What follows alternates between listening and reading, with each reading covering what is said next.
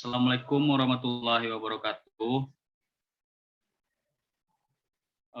Baiklah, kami dari kelompok 6 akan mempresentasikan hasil diskusi kelompok kami mengenai metode evaluasi program PLS. Sebelum itu, saya akan memperkenalkan anggota dari kelompok 6. Yang pertama, Nada Putri Pertiwi. Yang kedua, Putri Tomila. Dan yang terakhir, saya sendiri, Yogi Prasetya, sebagai moderator. Langsung saja kepada materi pertama yang akan disampaikan oleh Nada. Kepada Nada disilahkan. Baiklah, terima kasih moderator.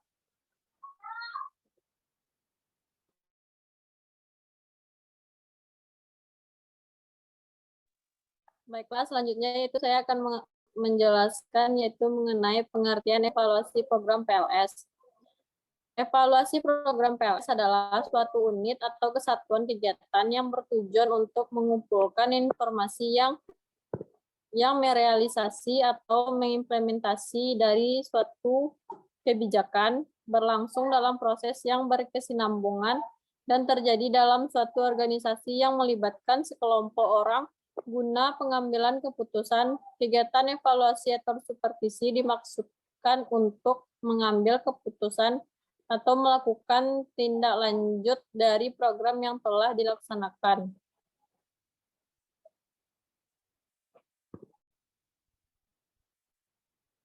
Baiklah, selanjutnya yaitu metode-metode evaluasi program. Yang pertama yaitu ada metode survei.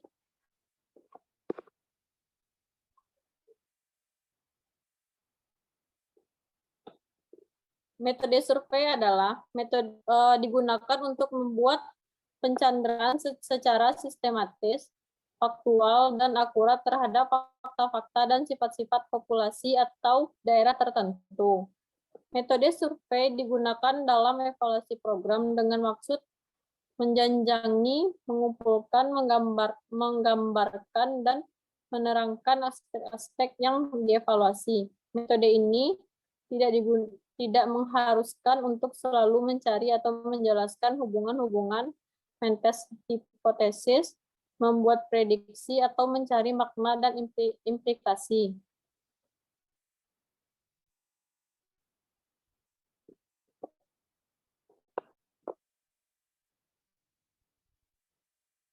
Selanjutnya yaitu tujuan metode survei. Menurut Isaac dan Michel pada tahun 1972, tujuan dari metode survei yang pertama yaitu untuk mengumpulkan rincian informasi faktual dan untuk menggambarkan fenomena yang ada. Yang kedua yaitu atau memunculkan kondisi yang ada dan kegiatan yang sedang berlangsung. Yang ketiga yaitu untuk membandingkan fenomena, dan yang keempat yaitu untuk mengetahui apa yang dikerjakan pihak lain terhadap masalah atau situasi yang bersamaan dan manfaat yang diperoleh dari pengalaman mereka atau kepentingan penyusunan rencana yang akan datang.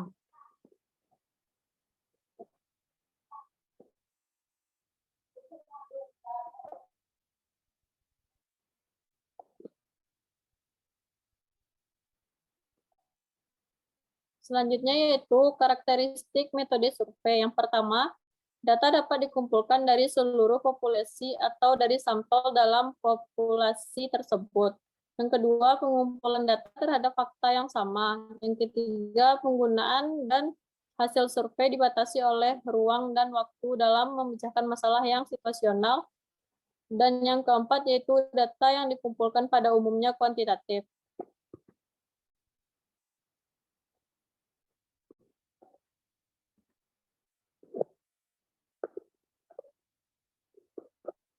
Selanjutnya yaitu keunggulan dan kelemahan. Keunggulannya yaitu yang pertama, kegunaannya untuk menggambarkan karakteristik populasi yang besar jumlahnya. Yang kedua, metode survei luas, penggunaannya pertanyaan-pertanyaan yang berkaitan dengan suatu topik, misalnya kebutuhan belajar masyarakat miskin di suatu daerah, akan memungkinkan bagi evaluator untuk menganalisis data secara luas. Kelemahannya yaitu yang pertama, syarat standarisasi instrumen sering menimbulkan kekakuan dalam penggunaan instrumen tersebut.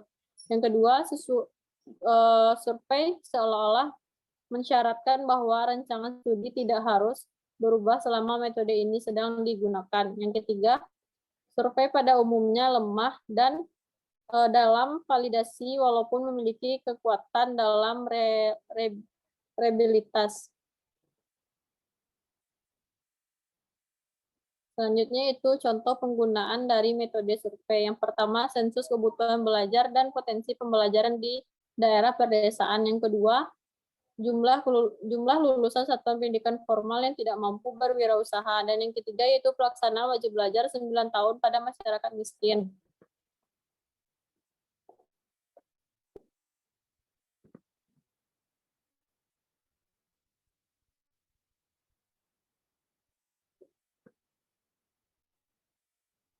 Selanjutnya yaitu yang kedua, metode eksperimen.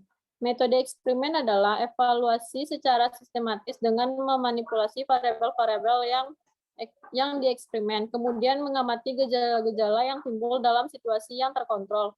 Metode eksperimen akan tepat digunakan apabila evaluator ingin mencari jawaban terhadap pertanyaan-pertanyaan yang berkaitan dengan efektivitas program. Selanjutnya itu rencana atau desain eksperimen terdiri atas 8 macam yang dapat dikelompokkan ke dalam 2 kategori. Yang pertama yaitu metode eksperimen sungguhan. Digunakan dalam evaluasi mengkaji kemungkinan saling hubungan sebab akibat dengan cara menggunakan satu atau lebih kondisi perlakuan kepada satu atau lebih kondisi perlakuan kepada satuan yang tidak dikenal kondisi perlakuan. Evaluasi program metode eksperimen sesungguhnya dengan menggunakan mencakup pola-pola sebagai berikut. Yang pertama yaitu pola rancangan terkontrol sepenuhnya. Rancangan tes awal dan tes akhir dengan menggunakan kelompok kontrol secara acak.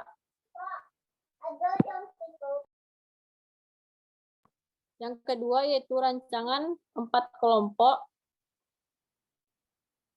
Rancangan 4 kelompok secara random, dan yang ketiga, rancangan tes akhir dengan kelompok kontrol secara acak.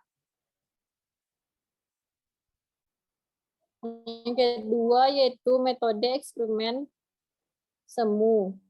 Digunakan dalam evaluasi untuk memperoleh informasi yang merupakan perkiraan yang dapat diperoleh data sebenarnya dalam kondisi yang tidak memungkinkan untuk mengkontrol dan atau memanipulasi variabel yang relevan. Evaluasi program metode eksperimen semu dengan menggunakan mencakup pola-pola sebagai berikut. Yang pertama yaitu pola rancangan kurang terkontrol atau minimal kontrol. Yang kedua, rancangan terkontrol sebagian atau partial kontrol.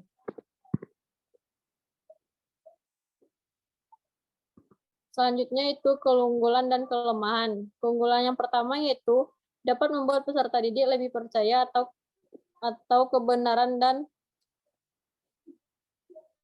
keunggulan yang pertama yaitu dapat membuat peserta didik lebih percaya atas kebenaran dan kesimpulan berdasarkan percobaannya sendiri daripada hanya menerima kata guru atau buku. Yang kedua yaitu peserta didik aktif terlibat mengumpulkan fakta, informasi, atau data yang diperlukan melalui percobaan yang dilakukannya. Keunggulan yang ketiga yaitu dapat menggunakan dan melaksanakan prosedur metode ilmiah dan berpikir ilmiah. Kelemahannya yang pertama yaitu memerlukan peralatan percobaan yang komplit. Yang kedua, dapat menghambat laju pembelajaran dalam penelitian yang memerlukan waktu yang lama. Yang ketiga yaitu menimbulkan kesulitan bagi guru dan peserta didik apabila kurang berpengalaman dalam penelitian.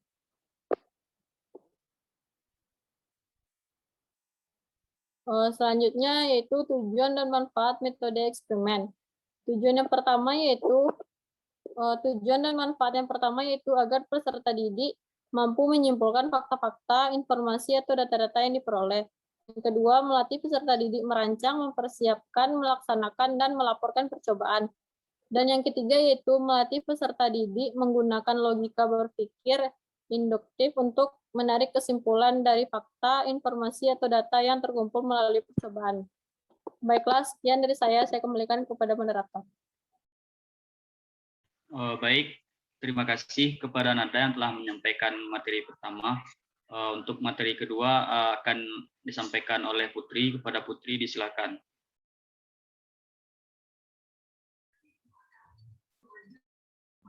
Baiklah, terima kasih kepada moderator. Materi selanjutnya yaitu metode korelasional. Metode korelasional digunakan dalam evaluasi program yang mengkaji hubungan antara satu atau beberapa variabel dengan variabel lain dalam program pendidikan luar sekolah. Variabel yang digunakan untuk memprediksi adalah variabel bebas atau variabel prediktor.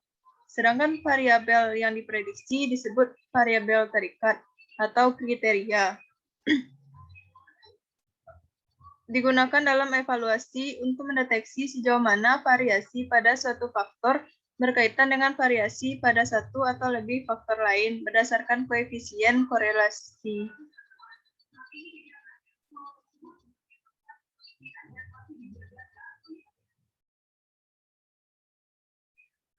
Selanjutnya, karakteristik dari metode korelasional yaitu yang pertama menghubungkan antara dua variabel atau lebih.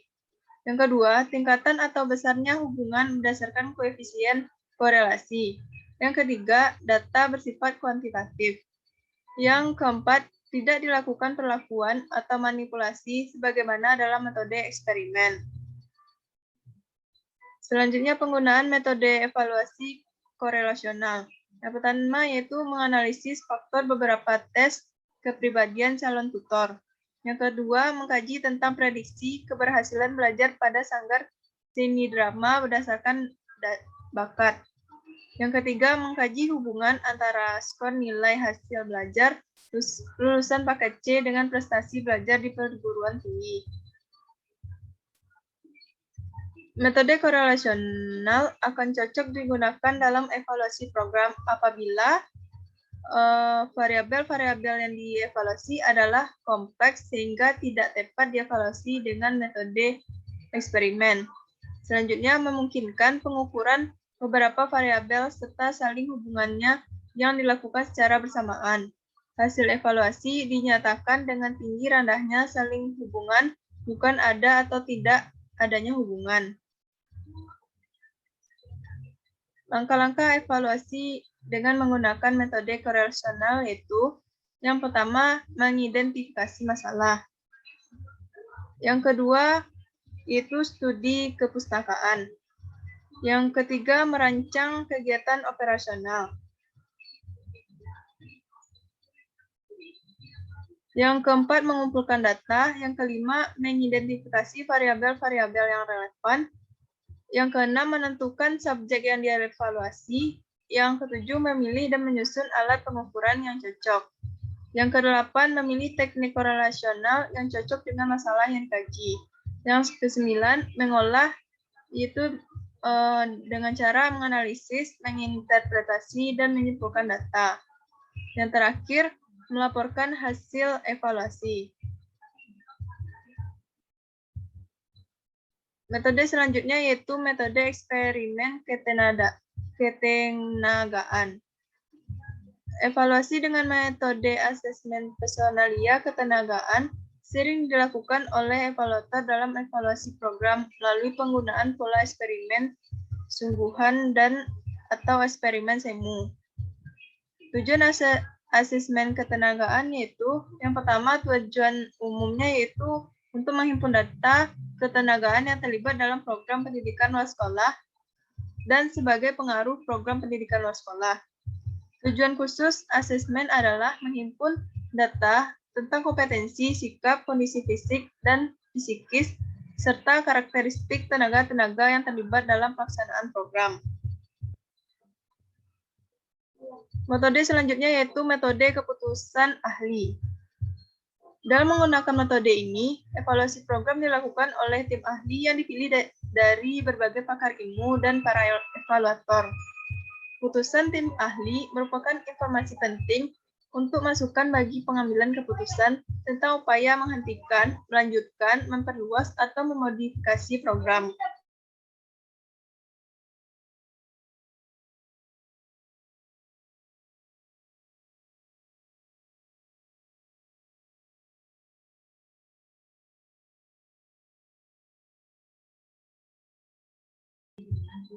Selanjutnya, metode studi kasus.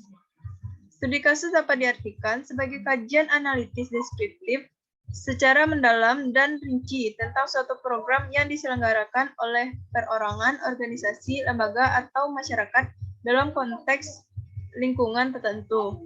Studi kasus bertujuan untuk mengkaji secara intensif latar belakang keadaan saat ini dan interaksi suatu lingkungan unit sosial tertentu yang meliputi kasus tertentu seperti individu, kelompok, lembaga, atau komunitas dalam masyarakat.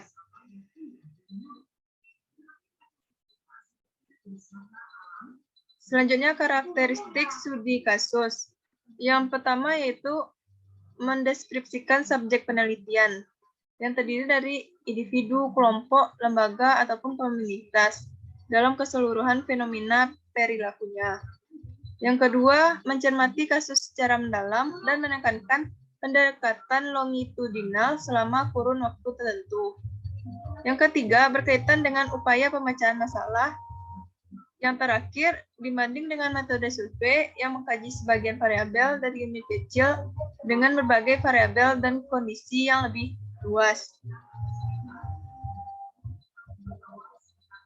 Itulah penjelasan dari saya kembalikan kepada moderator. Baik, terima kasih kepada Putri yang telah menyampaikan materi kedua. Untuk materi ketiga, saya akan menyampaikan sendiri. Materi selanjutnya adalah tentang karakteristik studi kasus. Yang pertama, mendeskripsikan subjek penelitian dalam kurung individu, kelompok, lembaga, komunitas dalam keseluruhan fenomena perilakunya. Yang kedua, mencermati kasus secara mendalam dan menekankan pendekatan longitudinal selama kurun waktu tertentu. Yang ketiga, berkaitan dengan upaya pemecahan masalah. Yang keempat, dibanding dengan metode survei yang mengkaji sebagian variabel dari unit kecil dengan berbagai variabel dan kondisi yang lebih luas.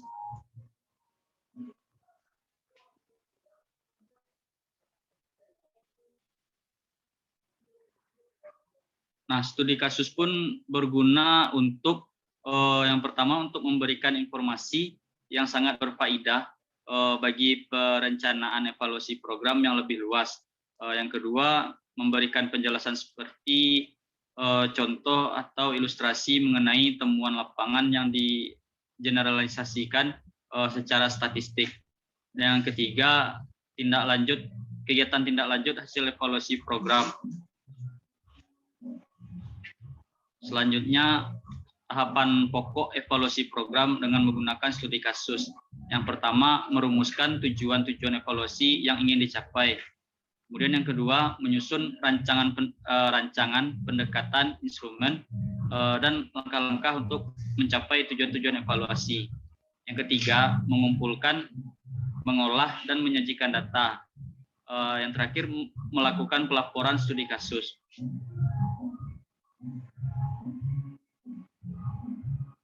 Selanjutnya, metode kaji tindak.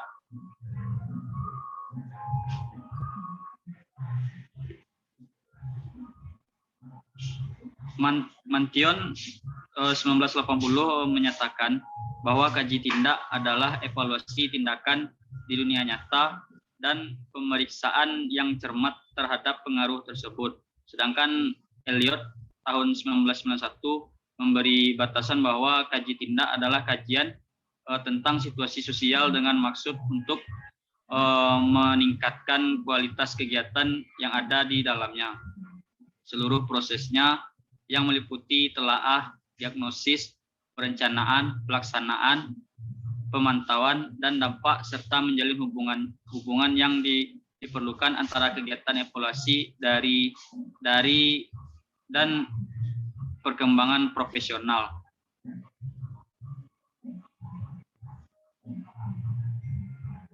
Selanjutnya, karakteristik kaji tindak menurut D. Sujana tahun 2002. Yang pertama adalah kajian dilakukan oleh para pelaku dari dalam suatu kegiatan Yang kedua, berorientasi pada masalah situasional. Masalah ini ditelaah dan didiagnosis dalam konteks tertentu. Kemudian yang ketiga, kolaboratif yang dilakukan oleh evaluator bekerja sama dengan pihak-pihak lain. Dan yang keempat, partisipatif, evaluator sebagai pelaku kaji tindak melibatkan subjek yang dievaluasi.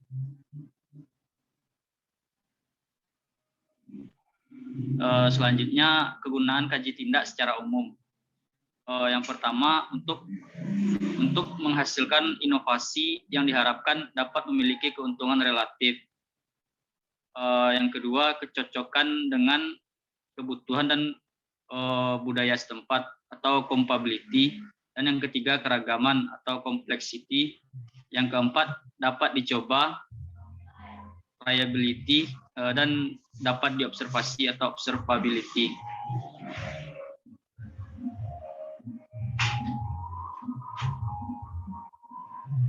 Selanjutnya, kegunaan kaji tindak secara khusus.